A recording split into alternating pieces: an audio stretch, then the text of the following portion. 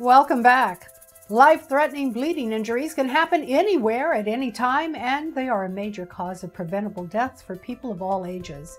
Someone, for instance, with a severe injury can bleed to death within minutes, but fortunately, many of these deaths can be prevented with proper bleeding control techniques that are easy to learn. My guest today is Dr. Kenji Inaba, chair of the Stop the Bleed Committee at the American College of Surgeons Committee on Trauma, and we're going to talk about how easy it is to learn the techniques of Stop the Bleed, a program that empowers any individual to help control bleeding injuries until help arrives. Welcome, Doctor. Thank you so much for having me. Tell us more about the Stop the Bleed program. You know, this is a very compact 1-hour program, and it's essentially designed for members of the public that have no medical training at all.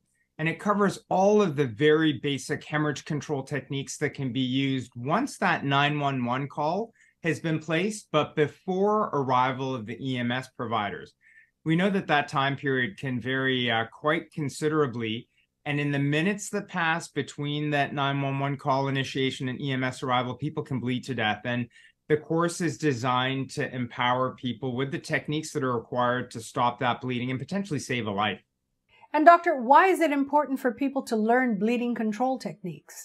That's a great question. You know, the reality is that even in 2023, bleeding remains the #1 cause of preventable death after injury. And anything that can be done to arrest that bleeding before EMS arrival can truly make a difference. And so these are very basic techniques. And as you point out, you're right. I think the response of providers to bleeding can vary considerably, but these techniques are taught in a way so that if you do encounter one of these situations, you'll be ready, you'll have thought this through, you'll have practiced these techniques, and it'll give you the knowledge and empowerment to actually intervene and get those techniques started before EMS arrives. And what are some common scenarios where Stop the Bleed techniques can be applied? Yeah, you know, this course was initially designed in the context of an active shooter incident where there are multiple casualties, but the reality is all of these techniques are very universally applicable no matter what the source of bleeding is. So, you know, on the way to work or to school, there can be a traffic collision at the side of the highway where there's an injury, or it can be in your own home. In the garage, if there's an accident where there's some bleeding from a saw, for example. The reality is, regardless of the cause of the bleeding, these techniques can be applied and they can be used to stop that bleeding and potentially save a life. What does a Stop the Bleed course involve?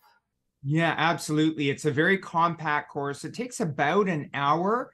There are no prerequisites to join in on this program. There's no medical knowledge required prior to taking the course.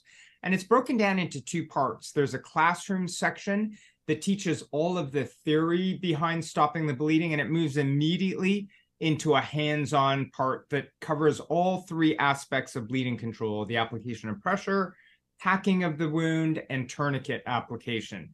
Now, with COVID, we have also made a completely online program, so that didactic portion and even the hands-on component can be done completely online. And regardless of which of these different programs you choose, they all contain the same basic information on these hemorrhage control techniques. And where can we go to learn more about Stop the Bleed? For anybody that's participating in this call today, the reality is if you go to the stopthebleed.org website, all of the information on the course itself, the different offerings, and courses that may be available in the location where you live, all of that will be available on that website. And it's probably the best first stop to go to in order to gain more information on this program. Thank you so much, Doctor, for joining me. Thank you so much for putting this out there.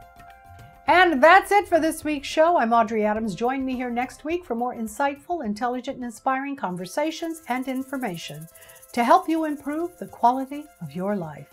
It's all about the business of living. I'll see you next week.